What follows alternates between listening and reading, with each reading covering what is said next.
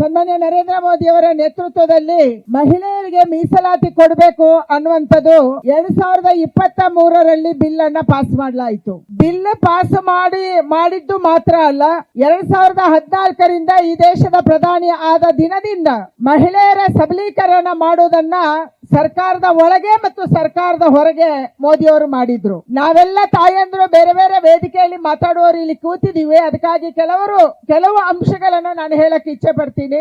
ರಾಜ್ಯಗಳಲ್ಲಿ ಮತ್ತು ದೇಶಗಳಲ್ಲಿ ಸರ್ಕಾರ ರಚನೆ ಮಾಡುವಾಗ ಮಹಿಳೆಯರಿಗೆ ಯಾವ ಖಾತೆ ಸಿಗುತ್ತೆ ಅಂತಂದ್ರೆ ಮಹಿಳಾ ಮತ್ತು ಮಕ್ಕಳ ಕಲ್ಯಾಣ ಇಲಾಖೆ ಮಾತ್ರ. ನೀವು ಈ ರಾಜ್ಯದಲ್ಲಿ ಇವತ್ತು ತಗೊಳ್ಳಿ, ಒಬ್ಬರು ಮಂತ್ರಿ ಇದ್ದಾರೆ, ಅವರು ಮಹಿಳಾ ಮತ್ತು ಮಕ್ಕಳ ಕಲ್ಯಾಣ ಇಲಾಖೆ. 2008ರಲ್ಲಿ ಯಡಿಯೂರಪ್ಪನವರು ಸರ್ಕಾರ ಮಾಡುವ ಮೊದಲು ಸರ್ಕಾರ ಇತ್ತು, ಆವಾಗಲೂ ಯಾವ್ದು ಸಿಕ್ಕಿತ್ತಂದ್ರೆ ಮಹಿಳಾ ಮತ್ತು ಮಕ್ಕಳ ಕಲ್ಯಾಣ ಇಲಾಖೆ. ರಾಣಿ ಸತೀಶ್ ಇರಬಹುದು, ಭಾಗೀರಥಿ ಮರುಳ ಸಿದ್ದಗೌಡ ಇರಬಹುದು, ಹೀಗೆ ಬೇರೆ ಬೇರೆ ಅವರ ಹೆಸರು ನಮ್ಮ ಕಣ್ಣು ಮುಂದಿದೆ. ಹೆಚ್ಚು ಕೊಟ್ರೆ ಕನ್ನಡ ಸಂಸ್ಕೃತಿ. ಆದ್ರೆ ಕರ್ನಾಟಕದಲ್ಲಿ ಮೊದಲ ಬಾರಿಗೆ ಗ್ರಾಮೀಣಾಭಿವೃದ್ಧಿ ಮತ್ತು ಇಂಧನ ಖಾತೆಯನ್ನ ನಂಗೆ ಕೊಟ್ಟು ಈ ರಾಜ್ಯದಲ್ಲಿ ಕೆಲಸ ಮಾಡುವ ಅವಕಾಶವನ್ನ ಯಡಿಯೂರಪ್ಪನವರು ಕೊಟ್ಟರು. ಇದು ಬಿಜೆಪಿ, ಇದು ವ್ಯತ್ಯಾಸ. ಕೇಂದ್ರದಲ್ಲಿ 2014ರಲ್ಲಿ ನರೇಂದ್ರ ಮೋದಿ ಅವರ ಸರ್ಕಾರ ಬಂದಾಗ ಯಾರ್ಯಾರನ್ನ ಮಂತ್ರಿ ಮಾಡಿದ್ರು? HRD ಅನ್ನ ಯಾವುದೇ ಮಹಿಳೆಗೆ ಕೊಟ್ಟಿರಲಿಲ್ಲ, ಸ್ಮೃತಿ ಇರಾನಿ HRD ಆದ್ರು. ಕಾಮರ್ಸ್ ಮಂತ್ರಾಲಯ ಅಂತಂದ್ರೆ ವಿದೇಶದ ಜೊತೆಗೆ ವ್ಯವಹಾರ ಮಾಡುವಂತ ಮಂತ್ರಾಲಯ. ಅಂದ್ರೆ ನಮ್ಮ ದೇಶದಿಂದ ಎಕ್ಸ್ಪೋರ್ಟ್ಸ್ ಇಂಪೋರ್ಟ್ಸ್ ಇದೆಲ್ಲ ಯಾವ್ದು ಮಾಡುತ್ತೆ ಅಂದ್ರೆ ಅದು ಕಾಮರ್ಸ್ ಡಿಪಾರ್ಟ್ಮೆಂಟ್.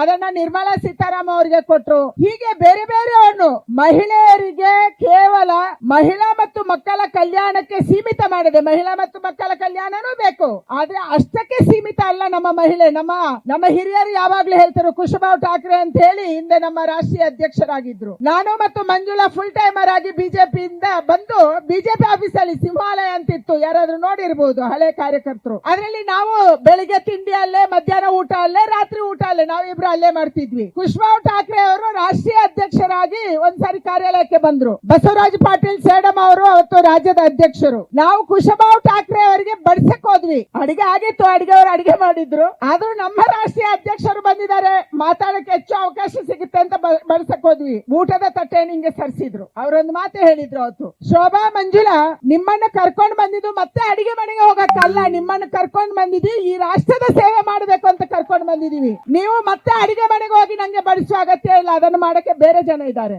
ನೀವು ಫುಲ್ ಟೈಮರ್ ಇದ್ದೀರಿ, ನೀವು ಪಕ್ಷದ ಕೆಲಸ ಮಾಡಿ, ಸಮಾಜದ ಕೆಲಸ ಮಾಡಿ. ಈ ಮಾತನ್ನ ಕುಶಭಾವ್ ಠಾಕ್ರೆ ಅವರು ಆ ಕಾಲಕ್ಕೆ ಹೇಳಿದ್ರು.